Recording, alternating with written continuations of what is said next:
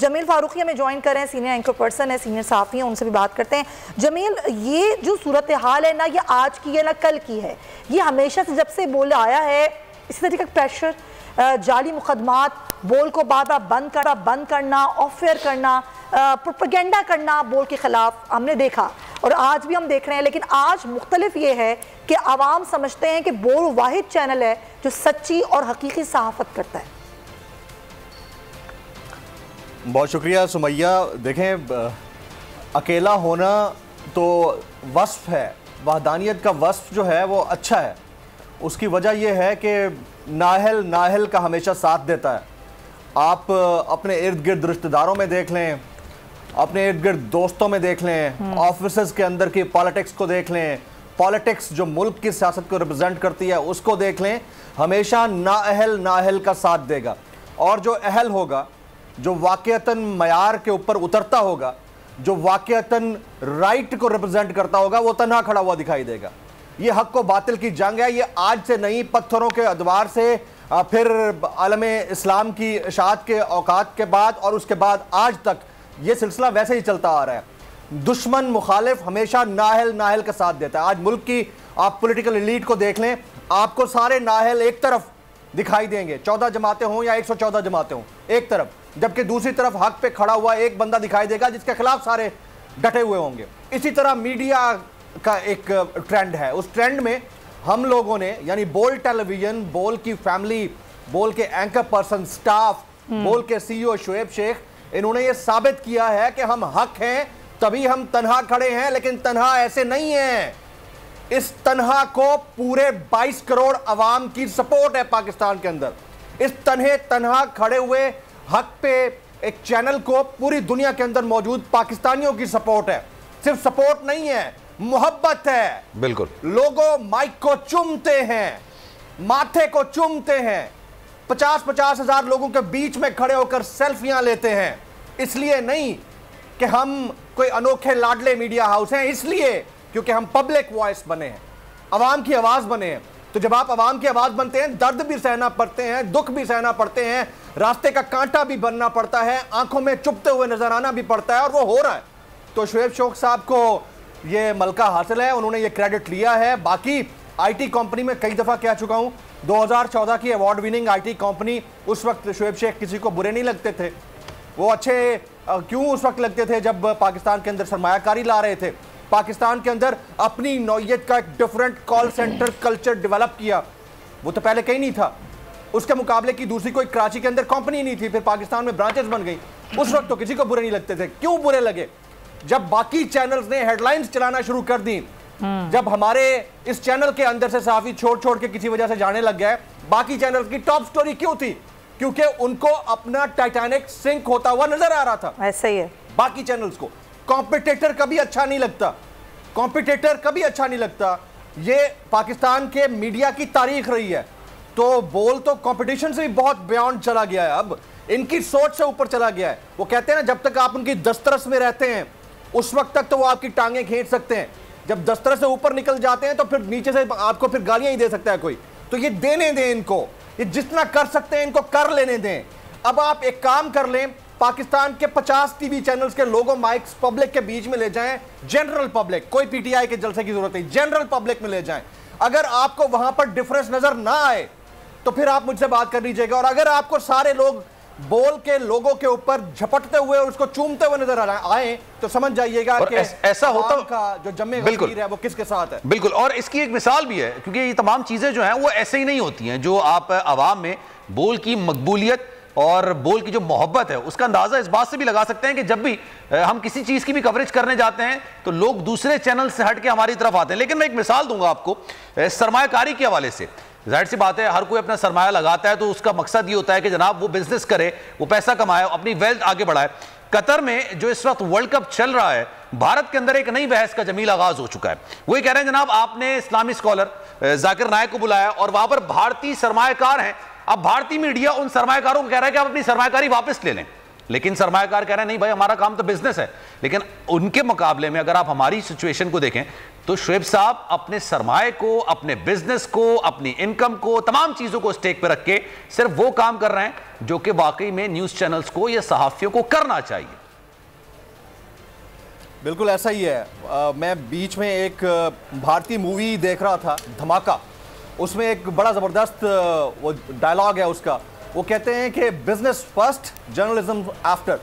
यानी जब भी कॉर्पोरेट मीडिया के अंदर आप बैठे होते हैं तो आपका जर्नलिज्म जो है पीछे रह जाता है, बिजनेस आड़े आ जाता है। लेकिन बोल के जो को चेयरमैन है, मैं यहाँ तस्वीर भी कर देता हूँ, हम लोग अक्सर सीईओ बोलते रहते हैं, सीईओ बोले, को चेयरमैन बोले, बहरहाल वो ऑल इन ऑल हैं, he is the head of the family.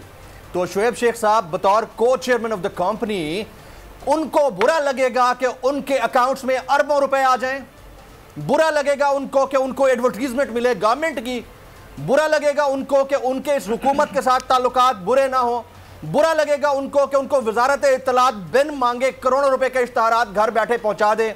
नहीं, किसी को बुरा नहीं लगता, मुझे नहीं लगेगा, आपको नहीं लगेगा। लेकिन हम क्यों सिर्फ अपनी सैलरीज के ऊपर डिपेंडेंट हैं? हम पागल हैं? वो शख्स जो हमें चाय की प्याली तक नहीं पूछता, उसके लिए हुए राइट स्टैंड के ऊपर हम अपनी खबर को राइट डिक्लेयर कर रहे हैं क्योंकि हमें लगता है कि हमारा ओपिनियन राइट है। हम पागल हैं। और दूसरी तरफ तो पूरे मीडिया हाउसेस को मैनेज करने की बात हो रही है शरीफ खानदान की जानिब से, एवरीबडी नोज दैट। तो क्यों कर रहे हैं? इसलिए क्योंकि हमें सच बोलना है, हमें अपना कैमरा नहीं बेचना है, हमें अपना माइक नहीं गिरवी रखना, हमें अपनी जबान को दूसरे की ख्वाहिश के मुताबिक खबर पैदा करके, तज्जिया पैदा करके सामने पेश करते हुए नहीं दिखाना। यह डिफरेंस है। इस डिफरेंस को अब पब्लिक अंडरस्टैंड करना शुरू हो गई है। तभी शुएब शेख के लिए नारे लग रहे हैं, तभी समी इब्राहिम के लिए नारे लग रहे हैं, इमरान रियाज, जमील फारूकी के लिए नारे लग रहे हैं। This is the only reason. और पब्लिक अब अपनी आंखें बंद कर भी नहीं सकती। करनी होती तो आप देखिए कि एक दौर था, एक बस पर्चा गायब होता था अखबार का, उसके बाद सब शांति हो जाती थी, पता भी नहीं चलता था किसी को मुल्क में हो क्या रहा है। अब अगर आप चैनल्स भी बंद कर दें, आप मेन स्ट्रीम टेलीविजन मीडिया बंद कर दें, सैटेलाइट्स ऑफ कर दें, डिजिटल मीडिया ऑफ कर दें, फिर भी अमेरिका में खबर होती है कि पाकिस्तान के शहर इक़्तिदार में क्या चल रहा है, कराची के अंदर क्या चल रहा है। ये वो वाला ऑपरेटिव अब नहीं चलेगा कि आप दबाव डालें और एंकर्स को नौकरियों से फारिग करा दें। करा देंगे, क्या होगा? आज जमील फारूकी नहीं है, कल 1000 और जमील फारूकी बैठे होंगे, क्योंकि people know the reality. People know कि किस तरह मीडिया हाउसेस मैनेज होते हैं। लोगों को पता है कि न सिर्फ मैनेज होते हैं बल्कि घुटनों बैठ जाते हैं, आपकी सोच के दबाव के नीचे आकर घुटनों पे बैठ जाते हैं। तो हम वो नहीं करने लगे।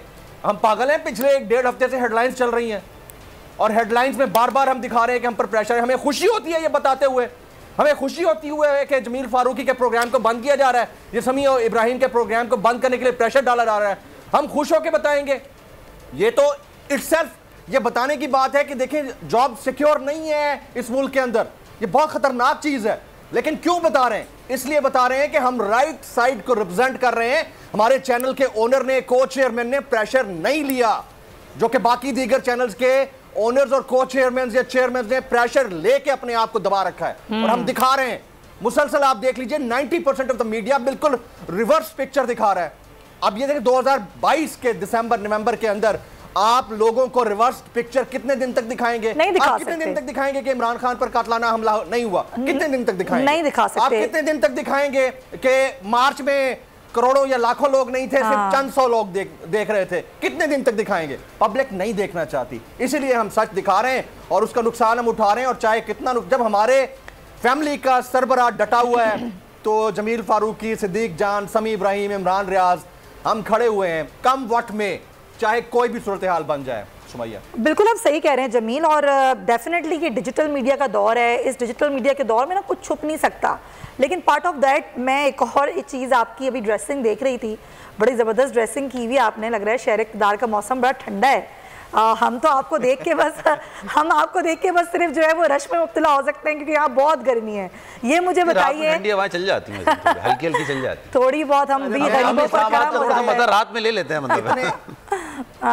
इतने हॉट एनवायरनमेंट में, हॉट आर्गुमेंट्स में I am feeling so cool और इतने सख्त दबाव के बावजूद हम कूल फील कर रहे हैं। मैं देख रही हूँ, हमें कूल माइंडेड रहना आता है। मैं देख रही हूँ, बड़ी कूल ड्रेसिंग की हुई है। मुझे बस आपसे ये पूछना है, शेर इक़्तिदार का मौसम भी ठंडा है या वाकई गर्मा गर्मी है उधर? क्योंकि वहाँ पर जो एक अहम तैनाती के हवाले से बातचीत चल रही है और मियाँ साहब से मुशावरत हुई, मियाँ नवाज शरीफ साहब की बात कर रही हूँ, फिर वो लंदन से यूरोप चले गए, अब वो यूरोप में अपनी छुट्टियां मना रहे हैं अपने फैमिली के साथ, और वहाँ पर हमारे जो वज़ीर आज़म हैं शहबाज शरीफ साहब, वो तुर्किया चले गए, कोविड से ठीक हो गए, सेहतयाब हो गए वो अचानक। अगर आपको ये वीडियो पसंद आई है तो हमारे चैनल को सब्सक्राइब करें और बेल आइकन को प्रेस करें। बोल जो कि हकीकी सहाफत के सफर पे गामजन है, बोल ने बता दिया है कि किसी किस्म का कोई दबाव बर्दाश्त नहीं किया जाएगा। बोल वो वाहिद इदारा है जो अपने एम्प्लॉयज के लिए खड़ा होता है, हकीकी सहाफत के लिए, क्योंकि बोल है हक और सच के साथ। ये पाकिस्तान में पहली दफा हुआ है कि बोल न्यूज ने रिकॉर्ड बनाए हैं। आज के दौर में, डिजिटल मीडिया के दौर में, आप किस किस साइट को ब्लॉक करेंगे? इनका बस नहीं चल रहा कि हर उस आवाज को बंद कर दें जो सोच थोड़ी सी भी इख्तलाफ की गुंजाइश पैदा करने की कोशिश करे।